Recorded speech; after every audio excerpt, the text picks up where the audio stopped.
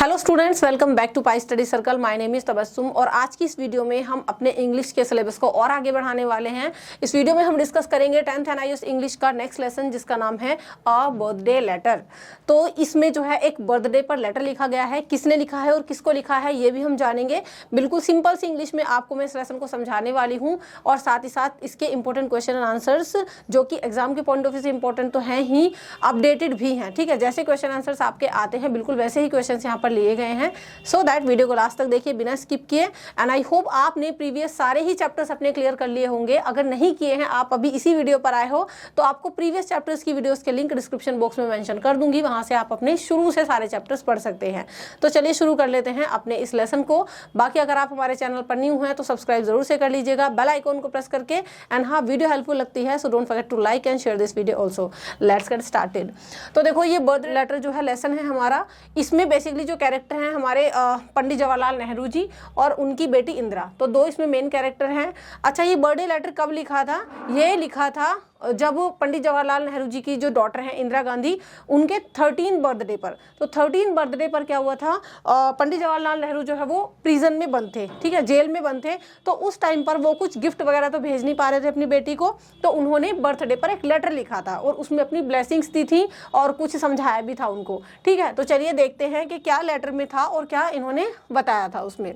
अब birthday letter, अब ये बात है 1930 की। ठीक है, तो यहाँ पर लिखा हुआ है कि इन 1930 Jawaharlal Nehru was in Naini prison. 1930 की बात है कि जवाहरलाल नेहरू जो थे वो नैनी प्रिजन में बंद थे। नैनी जेल का नाम है, तो उस जेल में बंद थे। On his daughter Indira's 13 birthday he wrote her a letter. और इसी दौरान क्या हुआ, उनकी डॉटर इंदिरा जी का जो है 13 बर्थडे था और उस बर्थडे पर इन्होंने इनको एक लेटर लिखा। He said that usually she got gifts on her birthday, but from prison he could not send anything. तो वो कहते हैं, जवाहरलाल नेहरू जी बताते हैं कि यूजुअली जो इंदिरा थी उनको अपने बर्थडे पर जो है प्रेजेंट्स वगैरह मिलते थे, गिफ्ट्स मिलते थे, मगर वो कहते हैं कि अब मैं नैनी प्रिजन में बंद हूँ तो मैं तुम्हें कोई गिफ्ट तो वहाँ से भेज नहीं सकता। ठीक है, instead he wanted to give her wisdom and knowledge. इसलिए उन्होंने सोचा कि मैं तुम्हें लेटर के थ्रू ब्लेसिंग्स तो दूंगा ही, ठीक है, साथ साथ नॉलेज और विजडम की बातें भी उन्होंने की हैं, which no prison was could stop. और इन नॉलेज भरी बातों को जो जेल की दीवारें हैं वो रोक नहीं सकती। ठीक है, जेल से वो खुद बाहर आके उनको कोई गिफ्ट वगैरह तो दे नहीं सकते, लेकिन उन्होंने जो है लेटर के थ्रू अपनी बेटी को नॉलेज एंड विजडम की बातें बताई। Nehru did not like giving long lectures और एडवाइस। अब देखो, यहाँ पर बताया जा रहा है कि नेहरू जी को लंबे लंबे भाषण देना या फालतू की एडवाइस देना ये अच्छा नहीं लगता था। ही believe that real learning happens through talking and asking questions. उनको बिलीव था कि इंसान की रियल लर्निंग कब होती है, कब वो अच्छे से और सच्ची में सीखता है, वो सीखता है थ्रू टॉकिंग यानी बातों से और सवाल पूछने से, नॉट जस्ट बाय लिसनिंग, केवल सुनने से नहीं। ठीक है, इंसान कैसे सीखता है? जब वो बातें करता है सामने वाले से, जब वो क्वेश्चंस पूछता है तभी तो वो सीखता है, खाली सुनने से ही वो नहीं सीखता। He encouraged Indira to always be curious and never think she had learned everything. वो एनकरेज करते हैं इंदिरा जी को, वो कहते हैं कि तुम हमेशा क्यूरियस बनी रहना। क्यूरियस का मतलब तुम्हारे अंदर ना जानने की इच्छा कभी खत्म नहीं होनी चाहिए, तुम्हारे अंदर जिज्ञासा बनी होनी चाहिए हर चीज़ की, और तुम कभी ये मत सोचो कि तुमने सब कुछ सीख लिया है। Because the world is full of wonders, क्योंकि ये संसार जो है वो बहुत सारे आश्चर्यों से भरा हुआ है। कभी भी ये मत सोचो, कोई भी इंसान की बात है ये, कभी भी किसी को ये नहीं सोचना चाहिए that we have learn everything. ठीक है, क्योंकि हमारी लाइफ खत्म हो जाती है मगर हमारा सीखना कभी खत्म नहीं होता। तो यही बात जो है नेहरू जी बता रहे थे इंदिरा जी को। He reminded her that the world is big and mysterious and there is always more to discover. वो याद कराते हैं, वो रिमाइंड कराते हैं इंदिरा जी को कि जो वर्ल्ड है, संसार है, वो बहुत बड़ा है और बहुत ही रहस्यों से भरा हुआ है और हमेशा जो है हमें कुछ ना कुछ डिस्कवर करने के लिए मिलता ही रहता है, हमें कुछ ना कुछ सीखना ही चाहिए। He knew a letter could not replace a real conversation, but he hoped his words would make her think deeply as if they were talking face to face. उनको पता था कि जो लेटर है ना वो एक कॉन्वर्सेशन को, एक रियल कॉन्वर्सेशन को रिप्लेस नहीं कर सकता। ठीक है, देखो लेटर में क्या होता है, लेटर में एक तरफा बातें। अब मैं हूँ, अगर मैं किसी को लेटर लिख रही हूँ तो सारी अपनी ही बातें बोल रही हूँ उसको, ठीक है, लेकिन अगर यही हमारी फेस टू फेस कम्युनिकेशन हो तो उसमें कुछ मैं बोलूँगी, कुछ सामने वाला बोलेगा। ठीक है, तो ऐसा होता है। लेकिन उनको पता है लेटर में क्या होता है, लेटर में दो लोगों की कॉन्वर्सेशन तो नहीं हो रही, लेटर में तो बस एक ही इंसान लिख रहा है जो भी उसके विचार हैं, जो भी उसकी भावनाएं हैं उनके बारे में।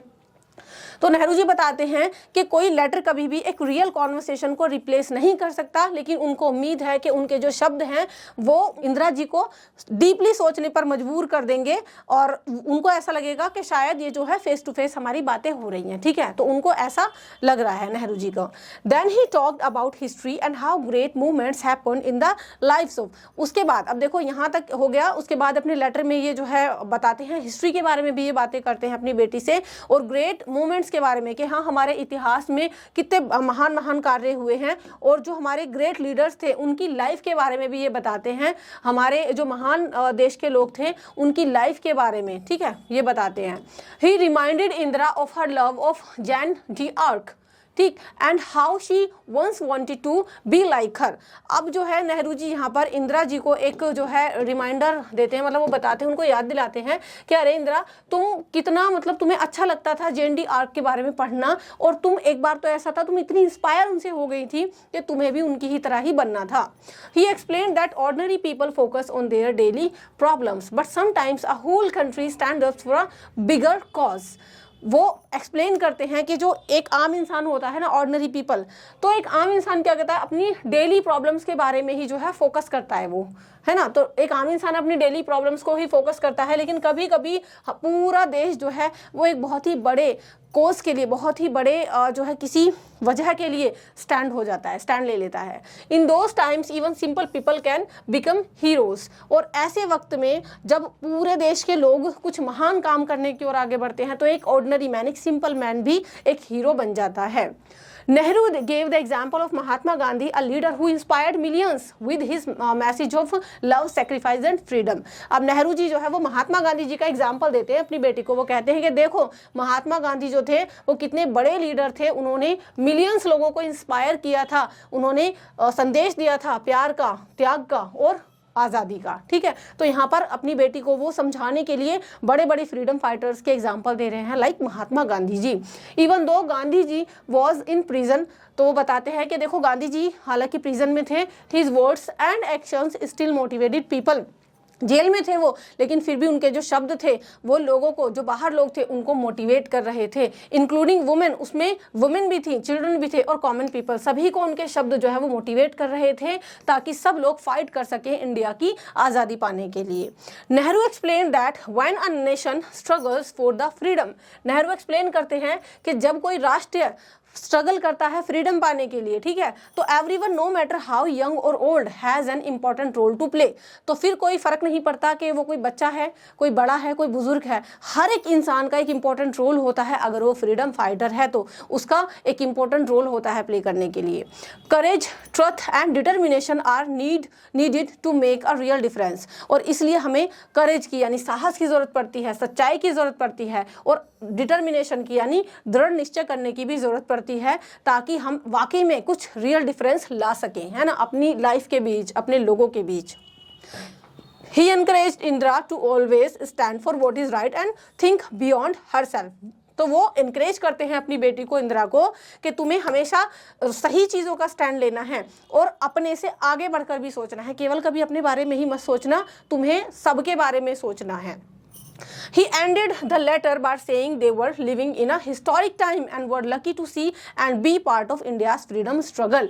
अब वो एंड करते हैं इस लेटर का, अपनी बेटी को बहुत सारी बातें उन्होंने समझाई इसमें, और लास्ट में ये बोला कि जो है हम एक हिस्टोरिक टाइम में रह रहे हैं, मतलब आज हम जिस टाइम में रह रहे हैं, देखो 1930 की ये बात है, उस टाइम पर आज़ादी की लड़ाई चल रही थी हमारे देश में, तो बहुत ही जो है एक हिस्टोरिक मोमेंट था ये, कि हम एक बहुत हिस्टोरिक मोमेंट में रह रहे हैं और हम बहुत ही लकी हैं कि हम इंडिया को आज़ाद होते हुए देख रहे हैं, हम इस आज़ादी की जो एक ये आंदोलन चल रहा है उसका हम एक हिस्सा हैं।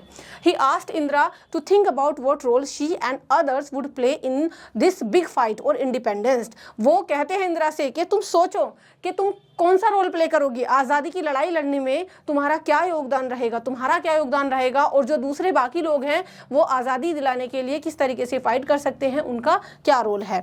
He wanted her to grow into a strong, wise and kind person who could help others and work for a better world. वो चाहते थे कि उनकी जो बेटी है वो काफ़ी स्ट्रॉन्ग बने, समझदार बने और एक दयालु इंसान बने जो कि दूसरे लोगों की हेल्प कर सके और एक बेहतर वर्ल्ड का, एक बेहतर संसार का निर्माण कर सके।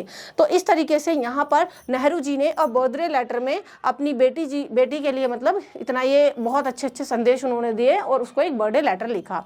अभी हम देख लेते हैं कि आपके इस चैप्टर से किस किस टाइप के क्वेश्चंस आते हैं जो एग्जाम में पूछे जाते हैं। ठीक है, तो पहला है आपका एक हमने रीड पैसेज ले लिया है, scene passage.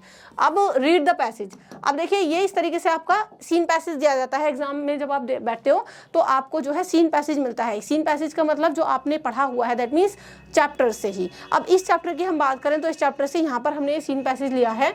On your birthday you have been in the habit of receiving presents and good wishes। तो यहाँ पर देखो इस पैसेज में ये पूरा आपके ओरिजिनल चैप्टर से उठाया गया है कि भाई तुम्हारे बर्थडे पर तुम्हें हैबिट है कि तुम्हें गुड विशेज मिलती हैं, प्रेजेंट्स मिलते हैं। और अभी भी जो है भरपूर मात्रा में मैं तुम्हें यहाँ से गुड विशेस तो भेज रहा हूँ, लेकिन मैं तुम्हें क्या गिफ्ट भेज सकता हूँ इस जेल में बैठकर।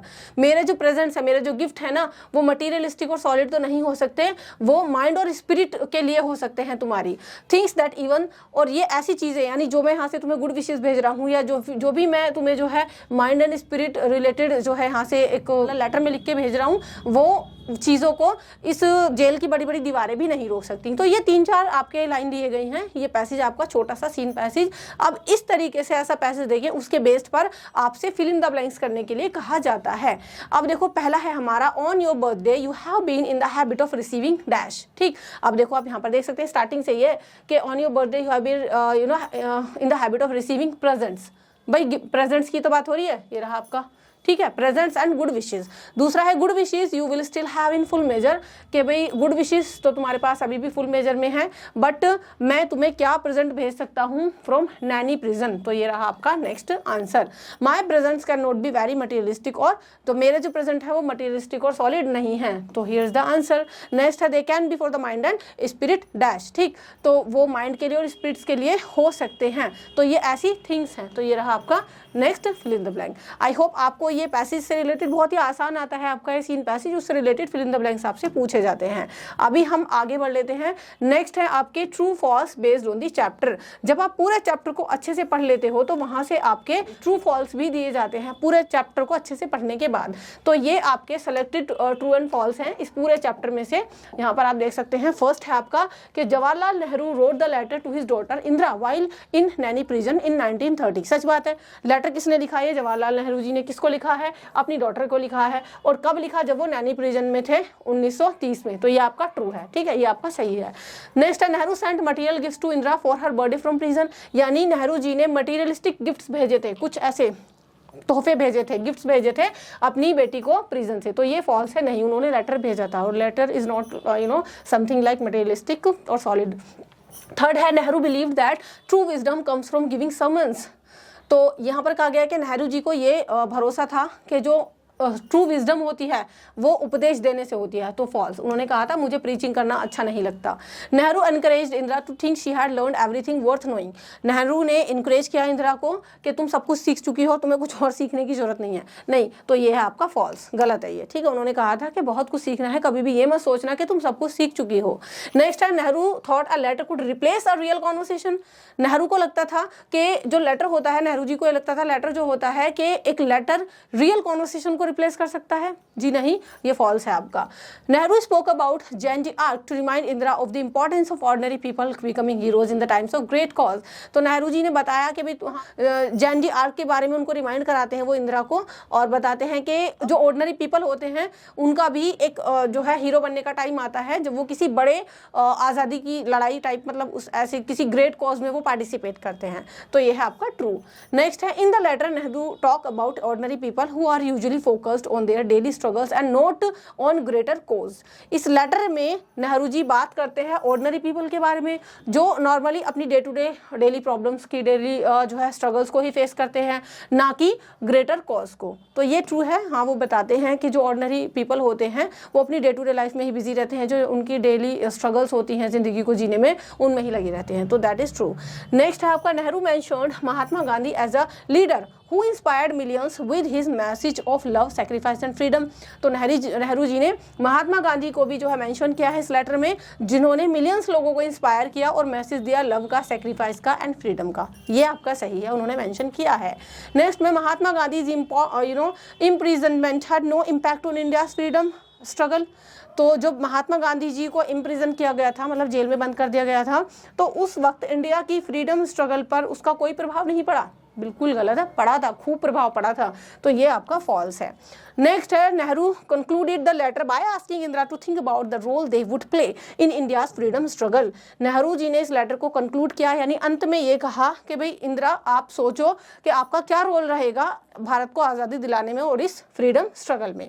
तो हाँ, इसी बात के साथ उन्होंने इस लेटर को ख़त्म किया था। तो ये आपका ट्रू है। ठीक है, यहाँ पर हमने इसके ट्रू फॉल्स भी देख लिए हैं।